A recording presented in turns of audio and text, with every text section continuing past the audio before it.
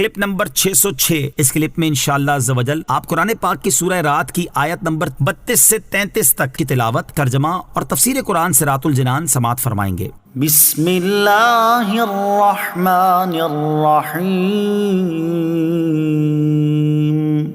اللہ کے نام سے شروع جو نہایت مہربان رحمت والا ہے۔ وَلَقَدِ اسْتُهْزِئَ بِرُسُلٍ مِّن قَبْلِكَ فَأَمْلَيْتُ لِلَّذِينَ كَفَرُوا ثُمَّ أَخَذْتُهُمْ فَكَيْفَ كَانَ عِقَابِ۔ ترجمہ، اور بے شک آپ سے پہلے رسولوں کا مذاق اڑایا گیا تو میں نے کافروں کو ڈھیل دی، پھر میں نے انہیں پکڑ لیا تو میرا عذاب کیسا تھا۔ وَلَقَدِ اسْتُهْزِئَ بِرُسُلٍ مِّن قَبْلِكَ، اور بے شک آپ سے پہلے رسولوں کا مذاق اڑایا گیا۔ کفار مکہ نے جب ان معجزات کا مطالبہ مذاق اڑانے کے طور پر کیا تو یہ نبی اکرم علیہ الصلوۃ والسلام کے قلب اطہر پر بہت گراں گزرا، اور ان باتوں سے آپ علیہ الصلوۃ والسلام کو بہت اذیت اور تکلیف پہنچی۔ تو اللہ تعالیٰ نے اپنے حبیب علیہ الصلوۃ والسلام کو تسلی دینے کے لیے یہ آیت نازل فرمائی تاکہ آپ علیہ الصلوۃ والسلام اپنی قوم کے ان جاہلانہ مطالبوں پر صبر فرمائیں۔ چنانچہ ارشاد فرمایا کہ اے حبیب صلی اللہ تعالیٰ علیہ وسلم، جس طرح آپ کی قوم نے آپ کا مذاق اڑانے کی نیت سے نشانیاں طلب کی ہیں، اسی طرح باقی انبیاء کرام علیہ الصلوۃ والسلام کی قوموں نے بھی ان کا مذاق اڑایا تھا۔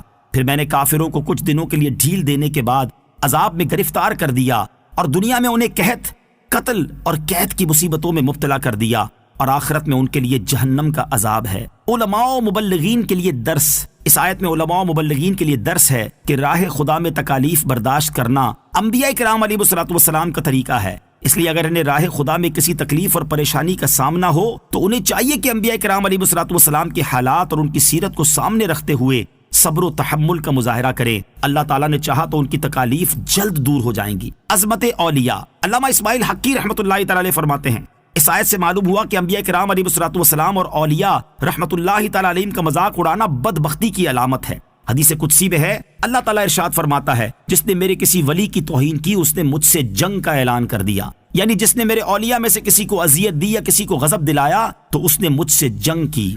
مزید فرماتے ہیں کہ اللہ تعالیٰ کے اولیاء سے محبت رکھنا، ان سے قلبی تعلقات قائم کرنا اور ان کی صحبت اختیار کرنا اللہ تعالیٰ کے نزدیک سب سے زیادہ نفع مند اعمال میں سے ہے، اور اللہ تعالیٰ کے اولیاء سے بغض و عداوت رکھنا، انہیں حقیر سمجھنا اور ان پر اعتراضات کرنا اللہ تعالیٰ کے نزدیک سب سے زیادہ نقصان دینے والے اعمال میں سے ہے۔ اس سے ان لوگوں کو نصیحت حاصل کرنی چاہیے جو اللہ تعالیٰ کے اولیاء کے بارے میں نازیبا کلمات کہتے، ان کی توہین کرتے، ان سے عداوت و دشمنی رکھتے اور ان پر اعتراضات کرتے ہیں۔ اللہ تعالیٰ انہیں ہدایت عطا فرمائے، آمین۔ أَفَمَنْ هُوَ قَائِمٌ عَلَى كُلِّ نَفْسٍ بِمَا كَسَبَتْ وَجَعَلُوا لِلَّهِ شُرَكَاءَ قُلْ سَمُّوهُمْ أَمْ تُنَبِّئُونَهُ بِمَا لَا يَعْلَمُ فِي الْأَرْضِ أَمْ بِظَاهِرٍ مِّنَ الْقَوْلِ بَلْ زُيِّنَ لِلَّذِينَ كَفَرُوا مَكْرُهُمْ وَصُدُّوا عَنِ السَّبِيلِ وَمَن يُضْلِلِ اللَّهُ فَمَا لَهُ مِنْ هَادٍ۔ ترجمہ، تو کیا وہ خدا جو ہر شخص پر اس کے اعمال کی نگرانی رکھتا ہے وہ بتوں جیسا ہے؟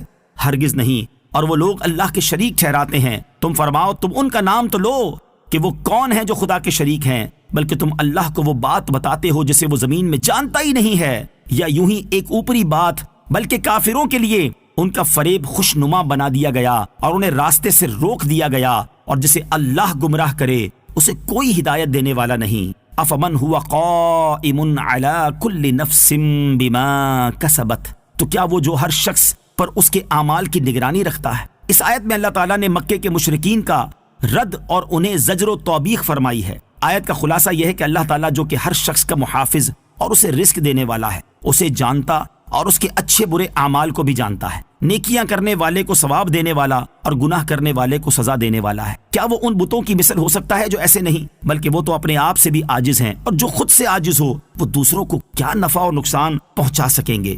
لہٰذا عبادت کا مستحق صرف اللہ تعالیٰ ہے، نہ کہ وہ بت جنہیں مشرکین اللہ تعالیٰ کا شریک ٹھہراتے ہیں۔ قل سموہم، تم فرماؤ تم ان کا نام تو لو، یعنی اے حبیب صلی اللہ تعالیٰ علیہ وسلم آپ ان سے فرمائے کہ تم جن بتوں کو عبادت کا مستحق ٹھہراتے ہو ان کی حقیقت تو بیان کرو کہ ان کا تعلق کس جنس سے ہے اور وہ کس قسم سے تعلق رکھتے ہیں، پھر غور کرو کہ کیا وہ عبادت کے لائق ہو سکتے ہیں؟ یقیناً نہیں۔